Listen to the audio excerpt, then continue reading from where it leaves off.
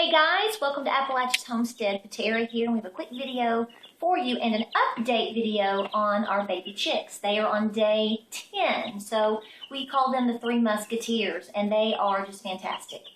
Very busy little guys over here. You can see them in the brooder. They're up on the brooder, all around. They're dust bathing, they're pecking. I'm going to put a little feed up here. You can see that they eat very well. We are just very pleased with how our first hatchlings have turned out. They're actually quite large.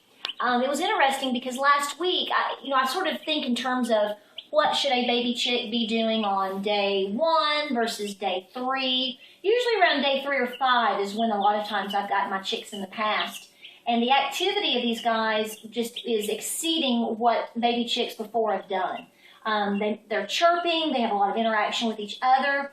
So we're really curious to see how they continue to progress in terms of when they're losing their baby fuzz and all their feathers are coming in. They're already changing quite a bit. So you can already kind of tell which one might, was probably the Easter egger versus this one might have the Jersey Giant for the dad. So we're really excited to see what we've got going on here.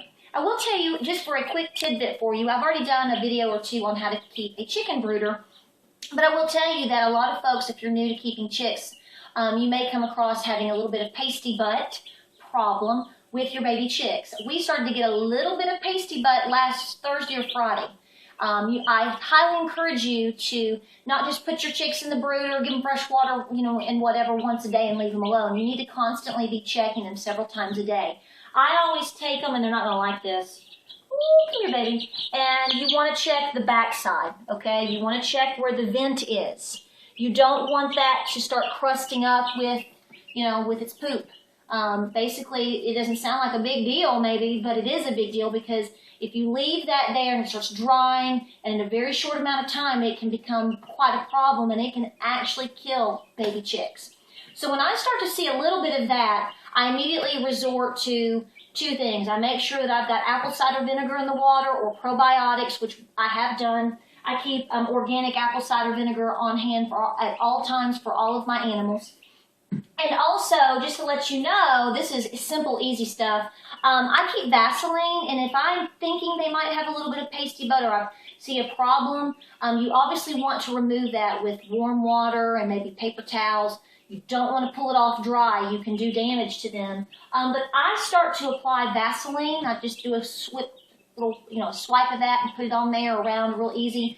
So when it comes out, it's not going to stick and build up. So if you've never tried that, if you've had problems with pasty butt, that's certainly one good way. But I'll tell you what I think really helps to get rid of pasty butt is to scramble up an egg.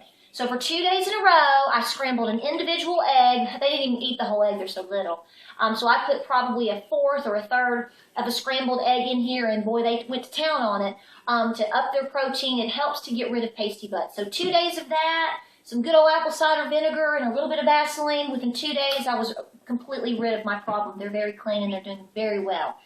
So we just wanted to show you real quick what we do. We keep it in the kitchen. Once we get done with this video and we put back in their water and we put the screen back on top and everything, they're going to start chirping because they associate us as their parents at this time. But in terms of their behavior, they're doing everything right. We always come in and, I come in and I'll start showing them how to peck. And one was already dust bathing earlier today. They're just doing, hi baby, they're just doing really, really well. So we're really, really pleased. So we wanted just to share this with you to encourage you. Again, another side of chickens. It's not just about, obviously, having cute little hens and pullets and eggs. Obviously, there's benefits to having roosters and hatching your own eggs and learning, and this is just a really good process. So I hope this helps you out. I hope you have enjoyed this. If you have any questions on raising baby chicks, we can certainly try to help you out in that area. And we just love them. So subscribe on our YouTube channel. Check us out on Facebook. And, of course, we're on Instagram. And we'll talk to you soon. Thanks.